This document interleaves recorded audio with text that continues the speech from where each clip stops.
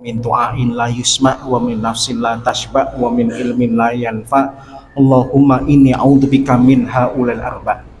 Alhamdulillah, pada kesempatan pagi hari ini Allah Subhanahu wa taala pertemukan kita kembali dalam keadaan sehat walafiat dalam rangka mensyukuri nikmat-nikmat Allah yang telah diberikan kepada kita.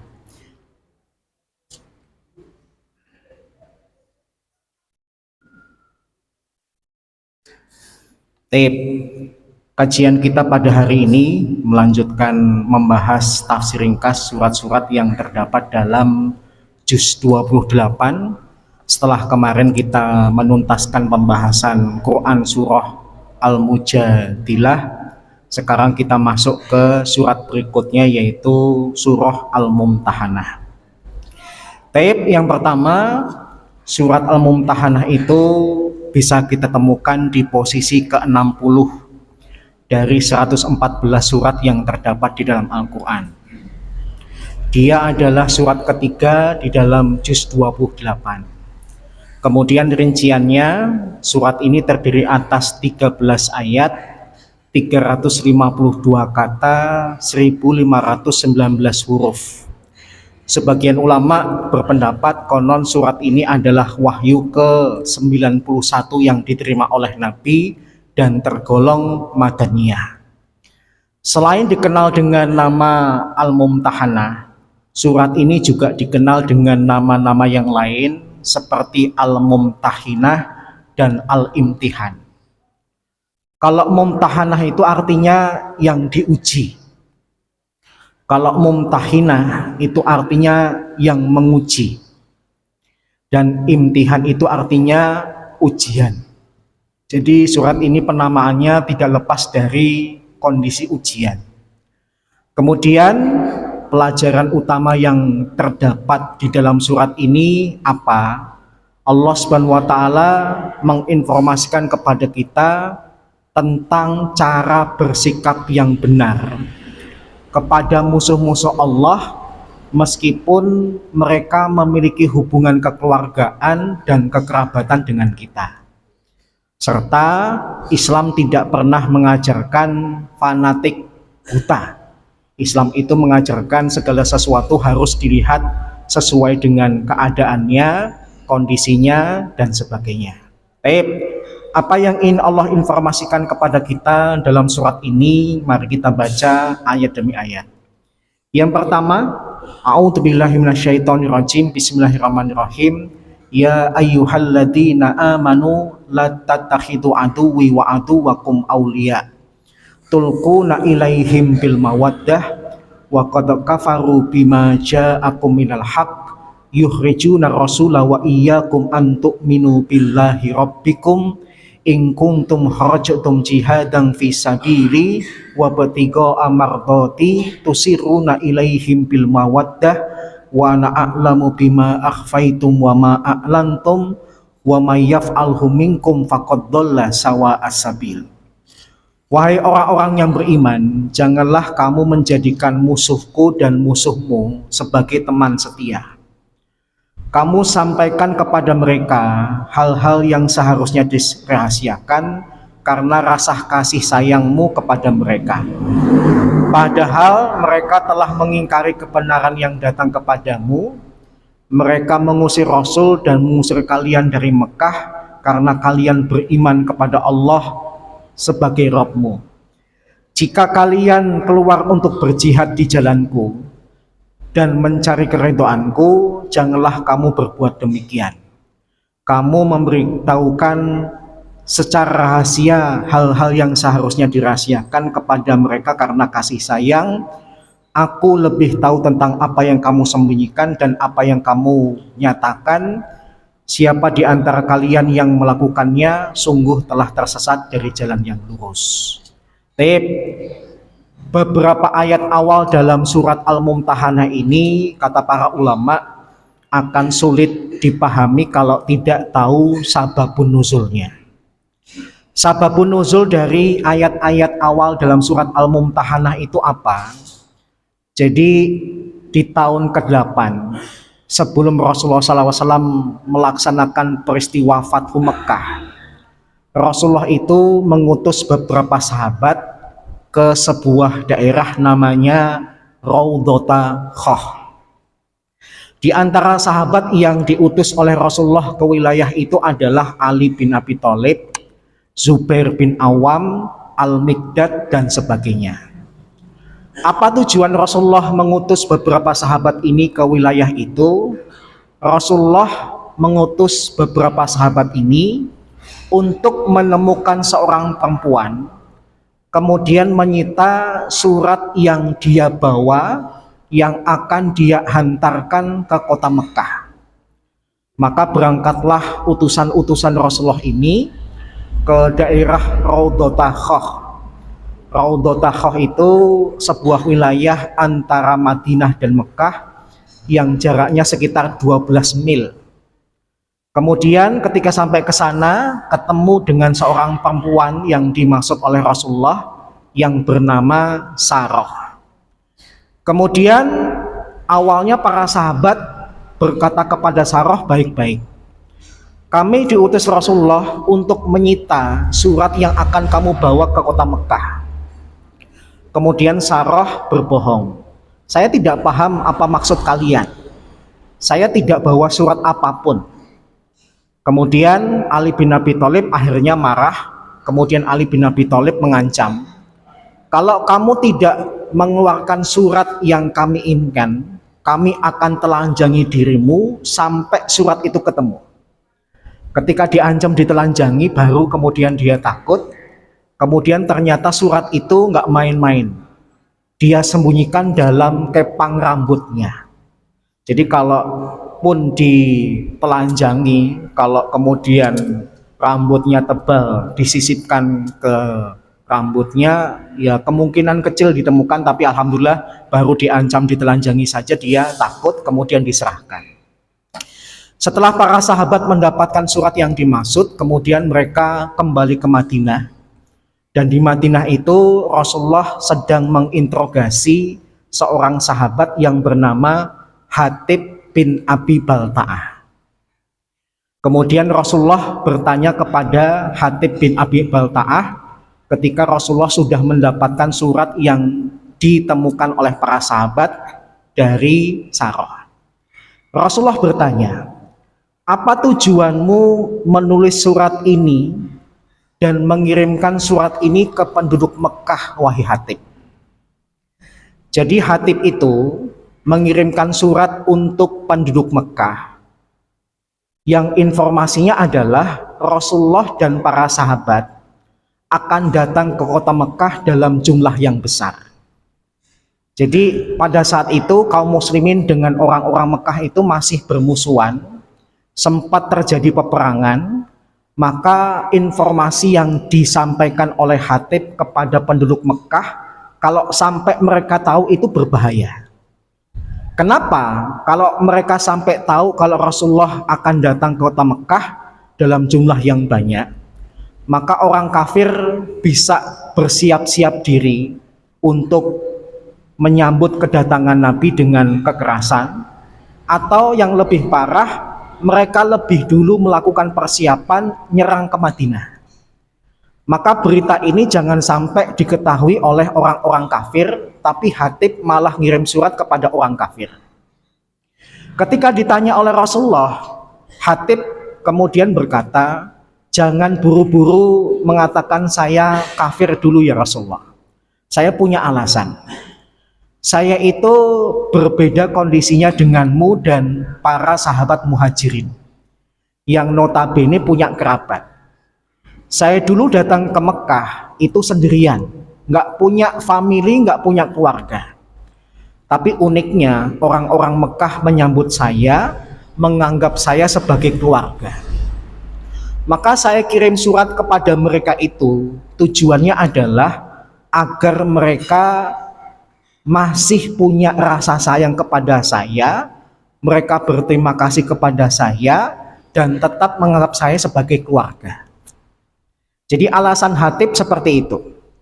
Dan aku tidak ingin mengirimkan surat ini tujuannya untuk kufur atau murtad.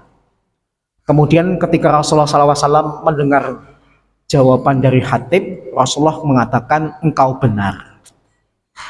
Ketika Rasulullah menginterogasi Hatib, salah seorang sahabat yang hadir dalam interogasi itu adalah Umar bin Khattab. Umar bin Khattab kemudian berkata, "Ya Rasulullah, izinkan saya memenggal kepala laki-laki ini karena dia sudah melakukan dosa besar, melakukan aktivitas yang membahayakan kaum muslimin maupun membahayakan dirimu."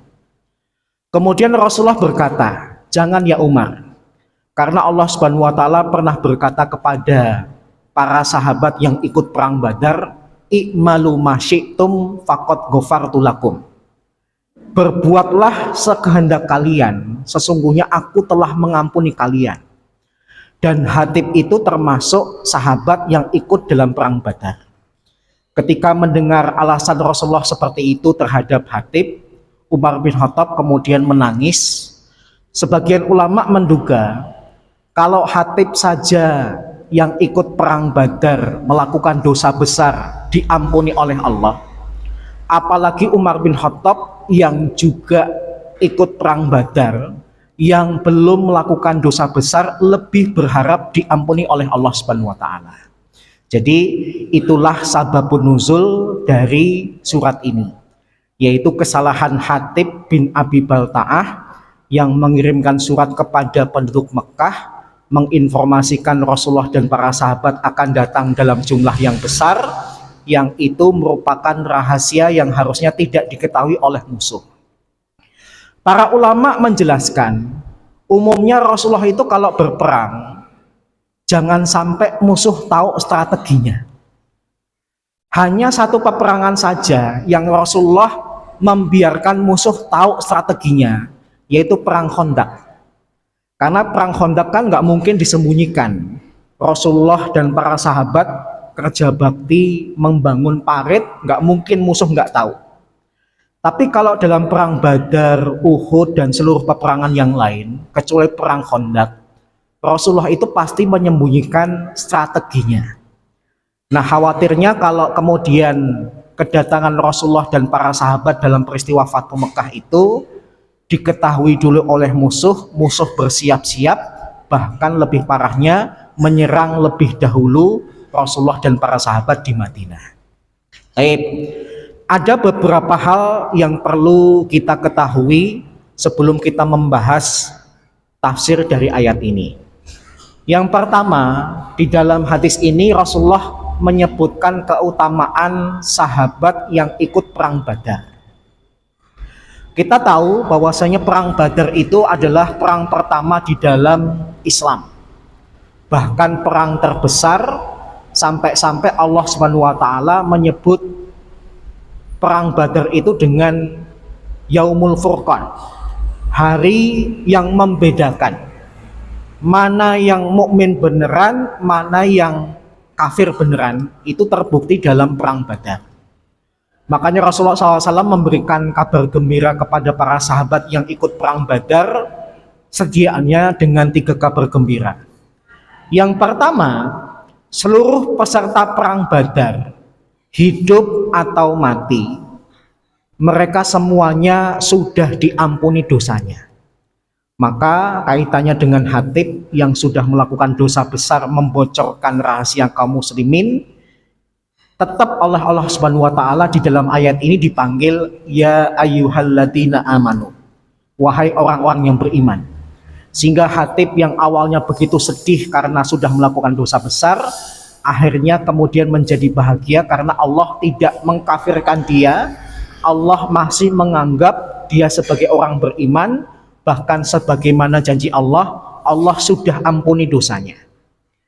Yang kedua, para peserta perang Badar itu kata Rasulullah tidak akan masuk neraka. Lafalnya tidak akan masuk neraka. Berarti kalau dipahami kebalikannya, peserta perang Badar itu pasti masuk surga.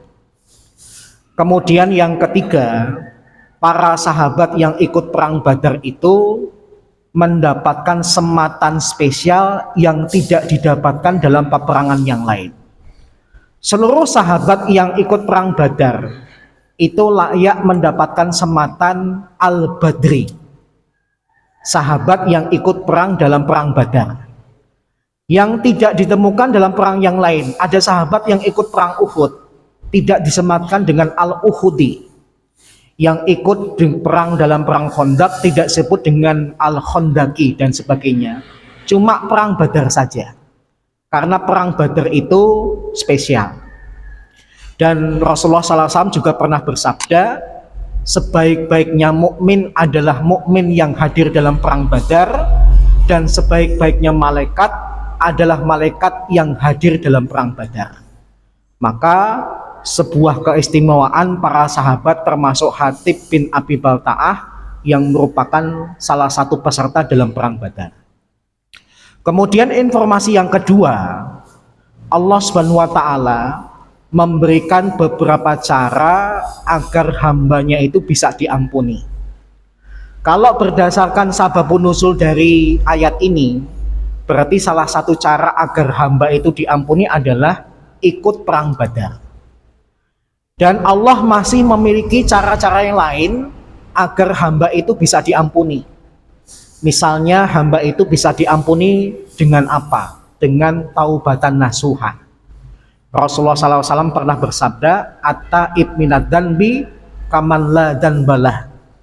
Orang yang bersungguh-sungguh bertaubat dari sebuah dosa seperti orang yang tidak punya dosa. Berarti dosanya diampuni. Di antara cara untuk diampuni dosanya oleh Allah adalah melakukan amal soleh. Allah Subhanahu wa taala berkata, "Innal hasanat yudhibnas sayyi'at." Sesungguhnya kebaikan-kebaikan itu menghapuskan keburukan-keburukan. Jadi amal-amal soleh kita itu, meskipun ada dosa-dosa yang belum kita bertobat, bisa otomatis dosanya diampuni karena amalan soleh yang kita lakukan. Makanya Bapak, Ibu, dan saya jangan pernah bosan untuk melakukan amal soleh, karena di antara sarana untuk menggugurkan dosa itu adalah melakukan amal soleh. Semakin banyak dan sering amal soleh dilakukan, maka semakin banyak dan sering dosa yang diampuni. Kemudian di dalam Islam, kata Rasulullah, "Man hajjalillah falam yarfus wala yafsuk roja'aka yaumi waladathu ummuh." Barang siapa yang berhaji karena Allah, tidak melakukan perbuatan rofas dan fusuk, maka dia kembali kepada Allah seperti hari di mana dia dilahirkan ibunya. Hari di mana bayi itu pasti belum punya ada dosanya. Maka ini gambaran dari amalan-amalan di dalam Islam, pintu-pintu di dalam Islam kalau Bapak, Ibu, dan saya ingin diampuni dosanya oleh Allah Subhanahu wa taala. Baik, sekarang kita bahas kalimat-kalimat yang terdapat di dalam ayat ini. Yang pertama, Allah Subhanahu wa taala mengawali surat ini dengan berkata, "Ya ayyuhalladzina amanu la tattakhidu aduwi wa aduwakum auliya." Wahai orang-orang yang beriman, janganlah kalian menjadikan musuhku dan musuhmu sebagai teman setia. Kalau bicara tentang aulia, kayaknya termasuk ayat yang sensitif yang di Indonesia ya. Karena kita pernah digegerkan dengan Al-Maidah ayat 51 yang kemudian dipahami oleh Ahok sebagai larangan di dalam Islam untuk mengangkat orang kafir menjadi pemimpin. Kita akui aulia itu jamak dari kata wali, dan kata wali itu memang memiliki banyak makna. Wali itu bisa bermakna pemimpin, pelindung, teman dekat, teman setia, dan sebagainya. Tapi kalau dalam konteks ketika ayat ini diturunkan, kaitannya dengan Hatib bin Abi Balta'ah, maka makna yang lebih tepat adalah jangan kamu menjadikan orang-orang kafir itu sebagai teman setia, sebagai teman dekat. Kenapa orang kafir tidak boleh dijadikan teman setia atau teman dekat? Karena Allah Subhanahu wa taala menganggap orang kafir itu aduwi wa aduwakum. Orang-orang kafir itu dianggap oleh Allah musuhnya Allah dan musuh kalian. Memang kita akui ada orang kafir yang masih berlembut hati, tetapi kebanyakan orang kafir itu keras hati dan memusuhi kita. Maka kalau Allah saja sudah menganggap diri mereka sebagai musuh, terus kalau kita kemudian menjadikan mereka sebagai teman setia, sebagai orang kepercayaan, sebagai teman dekat dan sebagainya, terus mana yang harus kita pilih? Sikap dari Allah atau sikap dari kita? Tentu saja sikap dari Allah yang lebih benar. Makanya ayat ini memberikan pelajaran. Kalaupun bergaul dengan orang kafir, jangan terlalu dekat. Karena kedekatan dengan orang kafir itu nanti akan membuat kita bimbang dalam bersikap. Dengan orang kafir cukup kenal, kalau dekat dia yang mendekat kepada kita, tapi kita tidak mendekat kepada mereka, karena akan timbul rasa kasih sayang, yang kasih sayang itu seringkali membutakan kita dalam menentukan mana benar, mana salah. Makanya kata yang digunakan di dalam ayat ini adalah mawaddah. Mawaddah itu apa Bapak dan Ibu? Mawaddah itu rasa kasih sayang yang menutup mata. Nggak peduli benar atau salah, orang ini saya bela, itu namanya mawaddah. Makanya ketika Allah bicara tentang ayat ini, rasa kasih sayang yang berpotensi membabi buta itu dengan kata mawaddah, bukan dengan kata mahabbah. Sama-sama dalam bahasa Indonesia diartikan cinta, tapi kalau mahabbah itu melek, kalau mawaddah itu merem. Mahabbah itu cinta yang masih mempertimbangkan benar salah. Tapi kalau mawaddah itu cinta tidak peduli benar dan salah. Makanya ketika bicara tentang pernikahan, kata-kata yang digunakan apa? Moga-moga menjadi keluarga yang sakinah wa mawaddah wa rahmah. Kalimat itu benar enggak? Mohon maaf, doa Rasulullah kepada pengantin itu bukan itu. Doa pengantin yang diajarkan Rasulullah kan barakallahu lak wa baraka alaik wa jama'a bainakum fi khair. Tapi kalau kemudian ditambah dengan kalimat itu boleh, tapi jangan dianggap itu ajaran dari Nabi. Karena doanya adalah moga-moga jadi keluarga sakinah. Sakinah itu apa, Pak? Tenang. Ya. Kata ini unik karena sakinah itu kan huruf dasarnya sin, kaf, nun. Sin, kaf, nun itu bisa terbentuk kata sikin. Sikin itu artinya apa? Pisau. Karena sakinah itu artinya meskipun tersayat hatimu, karena dia pasanganmu, maka bersikap tenanglah. Pak Jarod seandainya tersinggung dengan perkataan istrinya, tersayat gitu ya. Kalau sudah rumah tangga dipendem.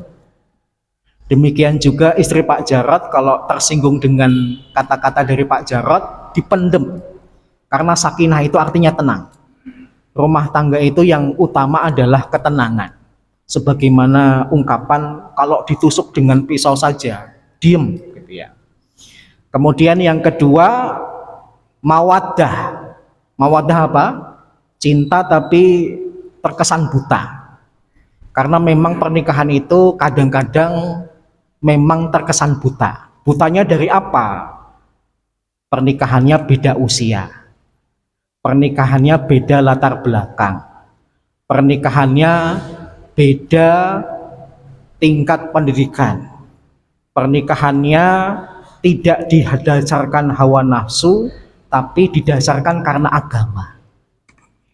Maka sekali lagi karena pernikahan itu modalnya mawaddah. Mawaddah itu cenderung menutup mata alias buta. Kalau ada orang yang menikah beda usia jangan dipermasalahkan. Paham ya? Saya berpesan khususnya kepada ibu-ibu.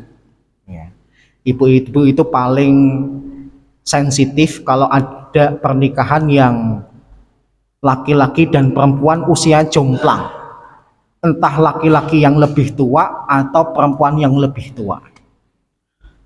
Kalau ada orang menikah, menikah itu berarti lawan perzinaan.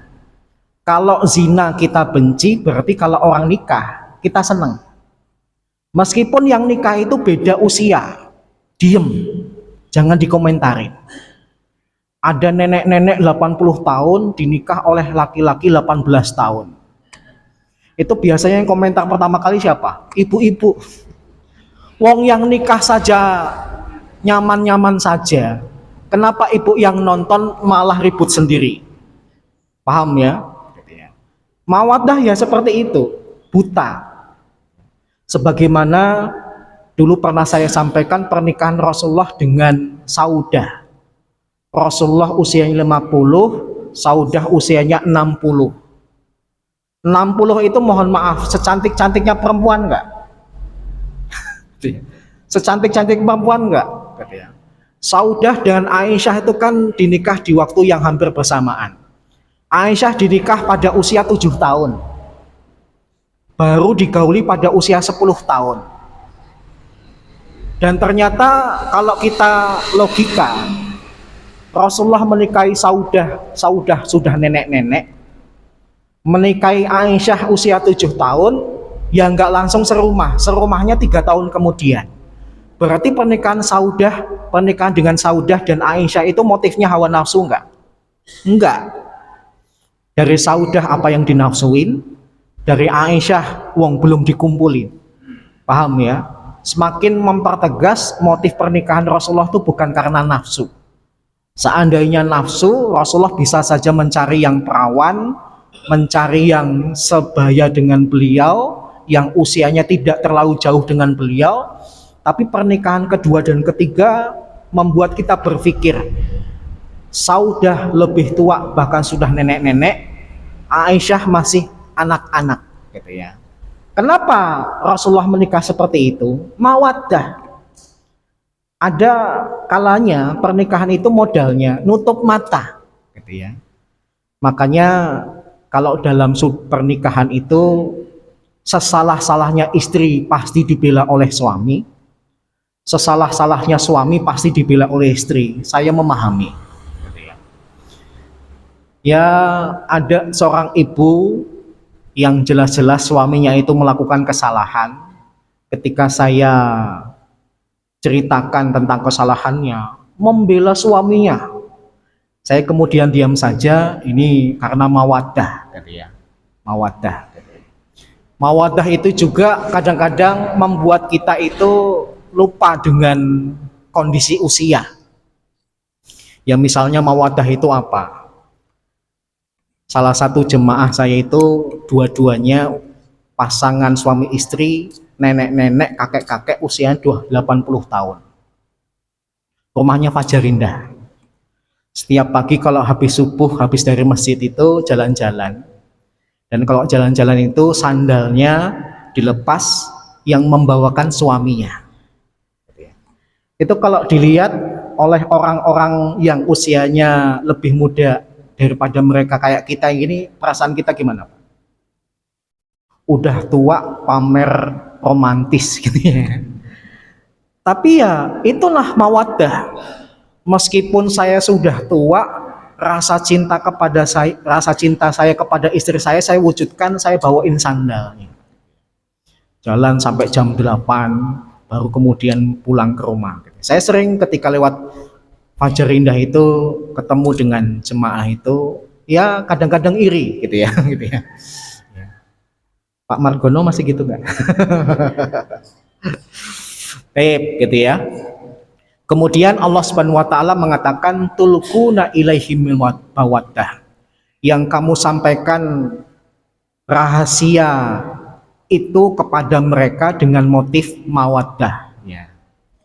Jadi sekali lagi mawaddah itu cinta yang menutup mata, cinta buta yang kadang-kadang tidak memperdulikan lagi mana benar mana salah. Yang ketiga, rahmah, modal pernikahan itu. Rahmah itu apa, Pak? Bahasa Indonesia itu miskin kosakata ya.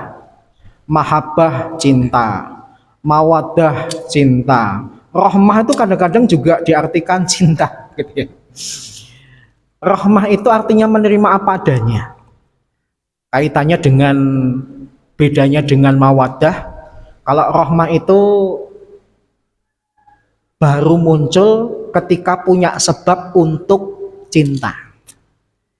Tapi kalau mawaddah itu nggak usah pakai sebab, yang penting saya bela.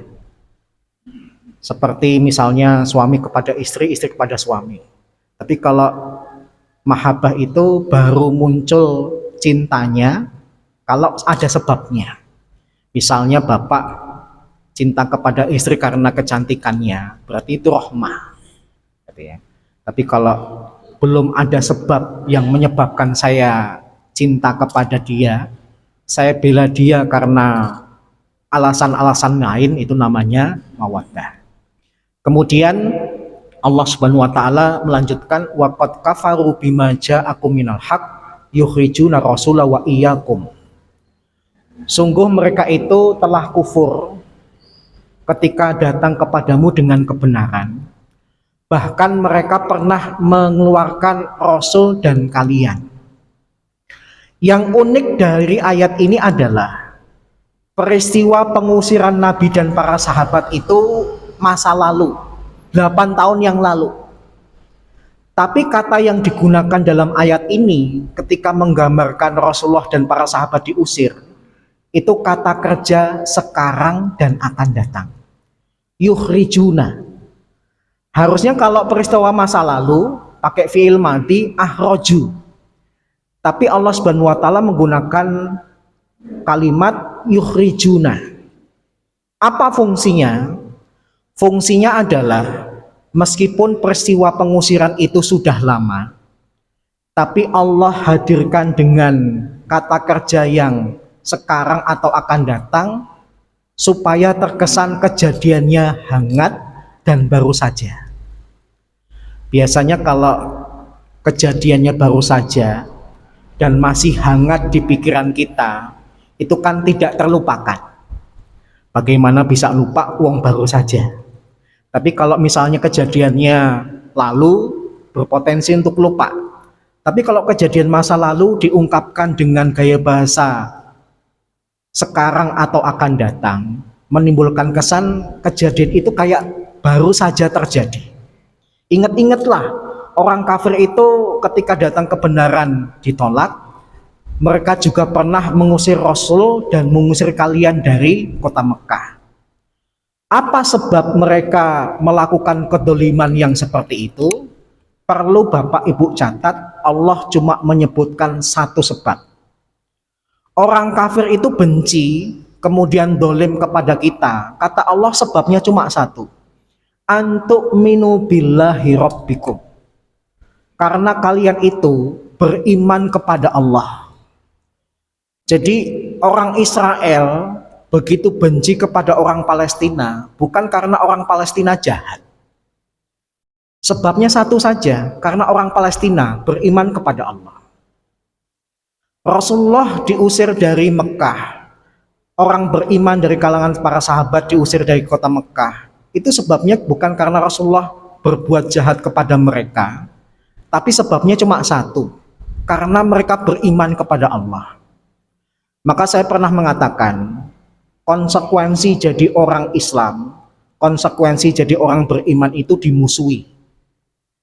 Sekali Bapak mengucapkan asyhadu an la ilaha illallah wa asyhadu anna muhammadin rasulullah, berarti Bapak, Ibu, dan saya harus berani menanggung resiko bakal dibenci oleh orang-orang kafir.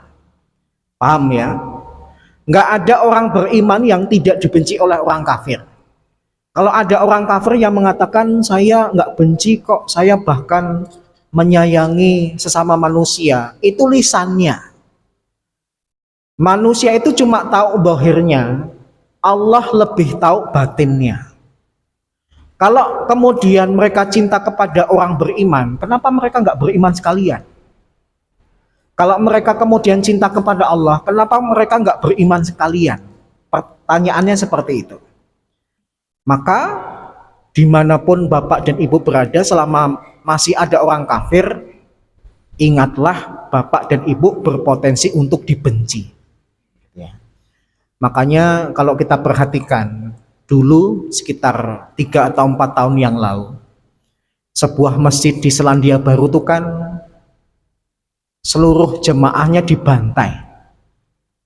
Ada laki-laki yang Islamofobia, dia itu punya rasa benci yang begitu besar kepada orang Islam. Kemudian live lewat Facebook, membawa senapan otomatis, kemudian secara live dia siarkan bagaimana dia membunuh seluruh kaum muslimin yang ada di sebuah masjid di Selandia Baru.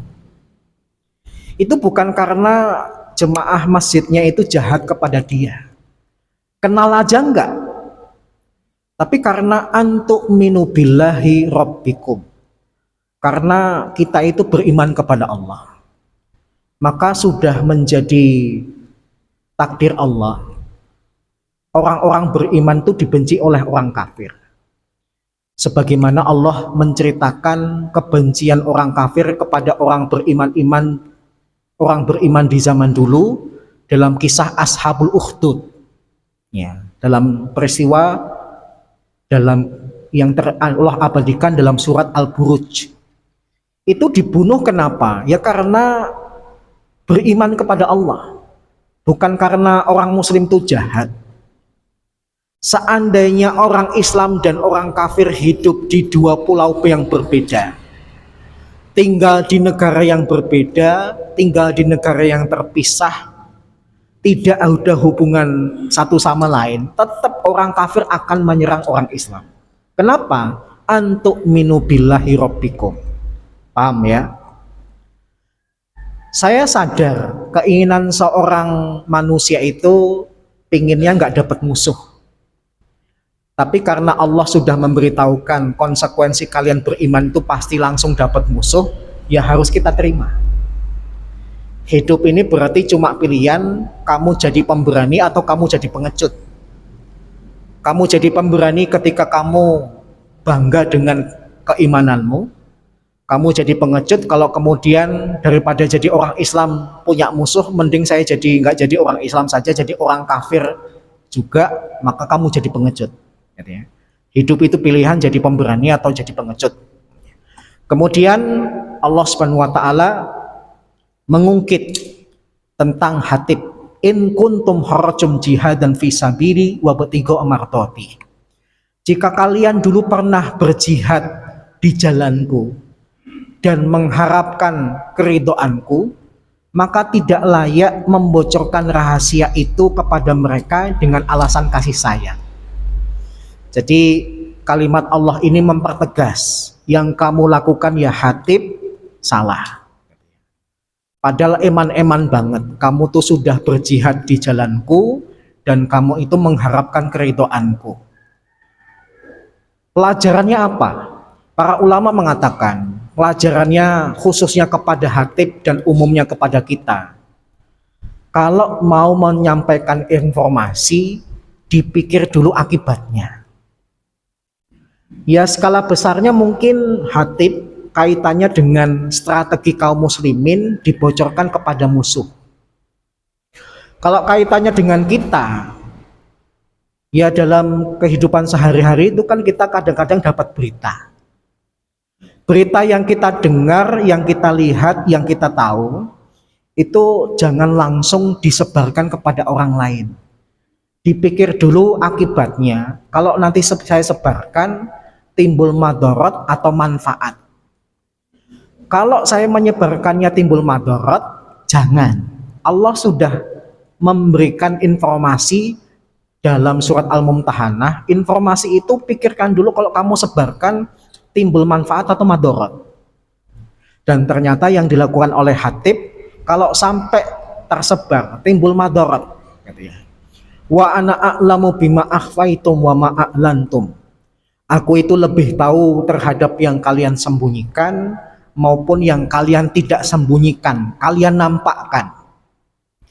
Bagi Allah, Sesuatu yang nampak atau tidak nampak itu sama saja. Tapi kalau bagi makhluk, sesuatu yang nampak itu mudah, sesuatu yang tidak nampak itu susah. Tapi bagi Allah, Allah itu nggak bisa dibedakan yang nampak maupun yang tidak nampak. Karena Allah itu maha hebat. Yang tidak nampak ini derajatnya seperti yang nampak. Paham ya? Kalau kita sebagai makhluk punya keterbatasan, yang bisa kita lihat yang nampak, yang tidak nampak tidak bisa kita lihat. Tapi bagi Allah sama saja, yang terlihat maupun tidak terlihat, bagi Allah sama saja. Karena Allah Maha Kuasa. Jangan samakan yang nampak Allah lebih tahu, yang tidak nampak Allah tahu. Berarti kan ada derajat. Enggak, bagi Allah yang nampak maupun tidak nampak itu sama saja. Kemudian Allah Subhanahu wa taala mempertegas untuk kesekian kalinya, wa may yaf'alhu minkum faqad dhalla sawa'as sabil. Barang siapa di antara kalian yang melakukannya, maka sungguh telah tersesat dari jalan yang lurus, gitu ya. Baik, ini beberapa hal yang bisa saya sampaikan terkait dengan tafsir ringkas Quran Surah Al-Mumtahanah ayat yang pertama. Karena memang ayat ini di dalam surat ini panjang-panjang, 13 ayat tapi sampai 2,5 halaman, gitu ya.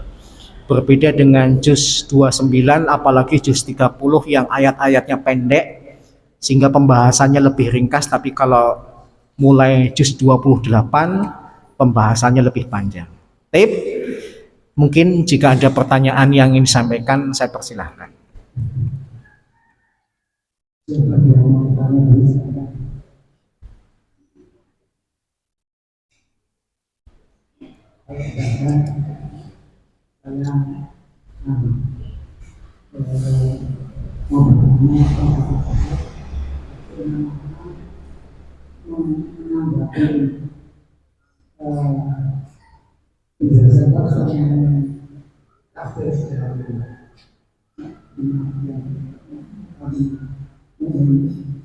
Itu supaya jangan ijazah atau dan sebagainya.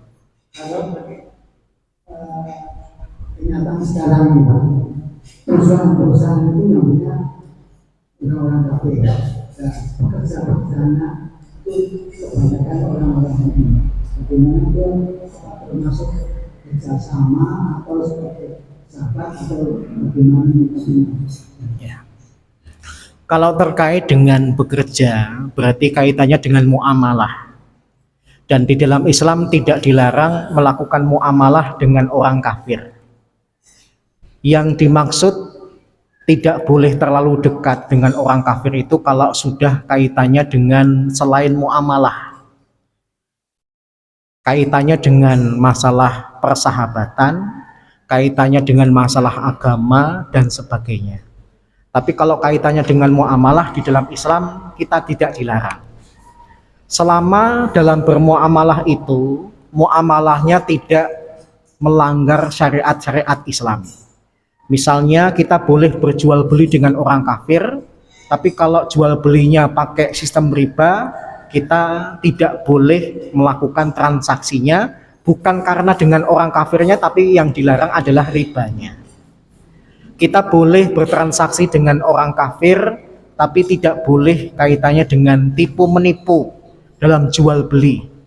Yang dilarang itu adalah tipu menipunya, tapi kalau kaitannya jual beli dengan orang kafir itu boleh. Nah, terkait dengan pegawai yang kerja di perusahaan orang kafir, selama perusahaan orang kafir itu tidak merusak aturan-aturan Islam yang dilakukan oleh orang Islam, maka tidak mengapa. Karena di zaman Nabi ada sahabat yang juga kerja kepada orang kafir, didiamkan oleh Nabi, gitu ya. Demikian juga ada orang Islam yang punya karyawan orang kafir, didiamkan oleh Nabi, gitu ya. Yang tidak boleh itu kalau sampai sudah dekat nanti membuat tidak bisa membedakan mana salah mana benar, gitu ya. Wallahu a'lam bishawab.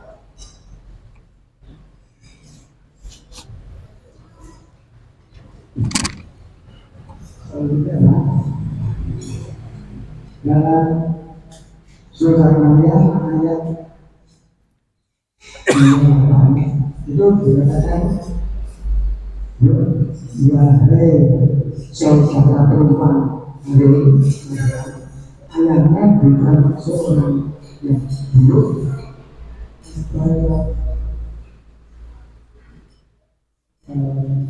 dan pertanyaan buruk bukan seorang yang zina. Yang dimaksud Harun di sini Harun saudaranya Musa. Surat Maryam di ayat yang Bapak bacakan tadi itu yang dimaksud ya ukhta Haruna adalah Maryam.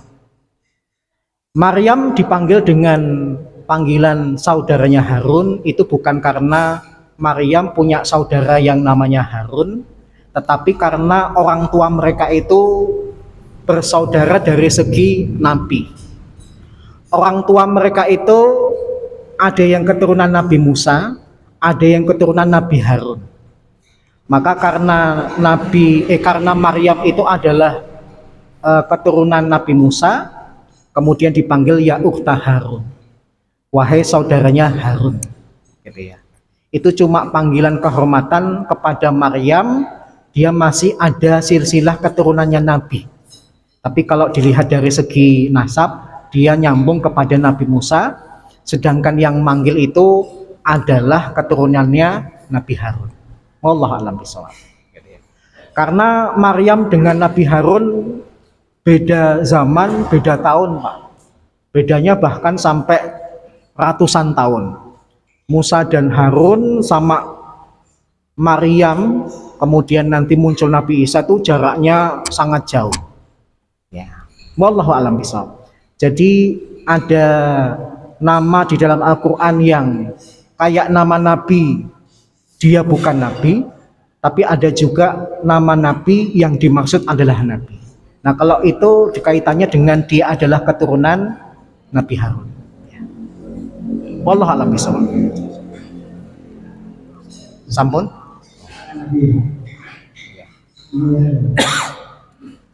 Pada zaman Nabi Daud itu Nabi itu berkeliling mana-mana ke suku ini itu bahasa yang bagaimana? Baik, kaitannya dengan nabi-nabi, kebanyakan nabi itu diutus dari kaumnya. Berarti nabi itu umumnya berbicara dengan bahasa kaumnya karena dia berasal dari kaum tersebut. Dia tidak perlu belajar bahasa baru lagi karena dia termasuk kaum tersebut. Sebagaimana Nabi Muhammad diutus di bangsa Arab, maka beliau tidak perlu belajar bahasa yang lain karena beliau itu fokusnya berdakwah kepada bangsa-bangsa di Arab atau suku-suku Arab. Ya. Jadi Allah Subhanahu wa taala pernah berkata di dalam Al-Qur'an bilisani qaumih, ya. Jadi nabi itu berbicara dengan bahasa kaumnya karena memang nabi itu umumnya diutus dari bangsa tersebut sehingga tidak butuh belajar bahasa baru karena dia sudah terbiasa dengan bahasa tersebut. Adapun para sahabat, karena Islam itu beda dengan nabi-nabi sebelumnya. Kalau nabi-nabi sebelumnya itu lokal.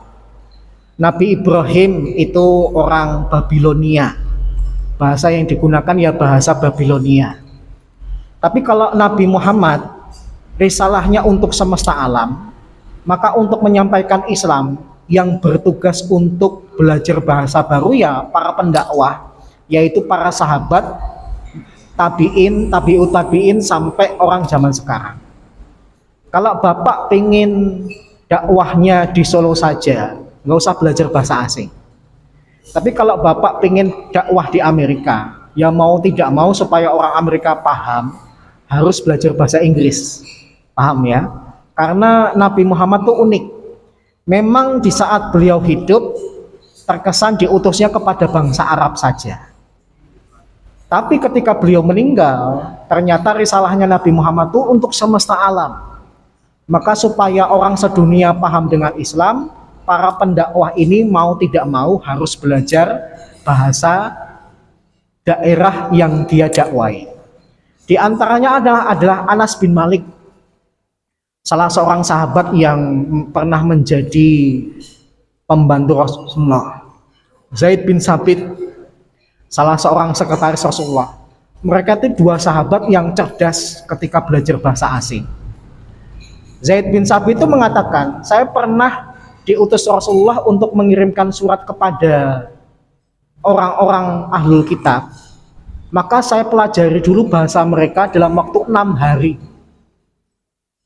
Zaid bin Sabit itu bisa menguasai bahasa Ibrani cukup dalam waktu 6 hari saja. Setelah menguasai dalam waktu 6 hari, baru kemudian dia nulis surat dari Rasulullah kepada mereka. Bahkan ketemu dengan mereka, dia bisa berbahasa dengan bahasa mereka. Zaid bin Sabit itu cerdas, 6 hari bisa bahasa asing. Ya. Kok zaman sekarang? Allah alam bisawab. Sepertinya Nabi Musa itu yang dari bahasa ini berdasarkan Ya. itu bahasanya yang dipakai itu apa? Ya. Untuk Nabi Musa itu kan orang Mesir. Nabi Musa itu kan Bani Israel. Maka beliau diutusnya juga kepada Bani Israel, maka bahasa yang digunakan adalah bahasa Ibrani. Nabi Musa tidak butuh belajar bahasa baru karena bangsa yang beliau diutus mendakwai mereka adalah bangsanya sendiri. Nabi Musa sudah terbiasa dengan bahasa Ibrani, bahasanya Bani Israel. Ketika nanti hijrah karena melarikan diri dari kejaran Fir'aun, kemudian pindah ke Palestina, Bani Israel diajak. Berarti umatnya ya itu saja. Nabi Musa tidak butuh untuk belajar bahasa baru. Gitu Pak. Jadi sekali lagi, seluruh nabi itu tidak perlu belajar bahasa baru karena diutus kepada kaumnya. Terkecuali Nabi Muhammad. Nabi Muhammad nanti umatnya yang berkewajiban belajar bahasa asing kalau ingin berdakwah. Karena risalahnya itu global. Tapi kalau selain Nabi Muhammad, risalahnya lokal. Wallahu a'lam bishawab. Baik, demikian ya. Moga-moga bermanfaat. Kita tutup dengan doa kafaratul majelis dan hamdalah. Subhanakallahumma wa bihamdika asyhadu an la ilaha illa anta astaghfiruka wa atubu ilaik. Alhamdulillahirabbil alamin. Assalamualaikum warahmatullahi wabarakatuh.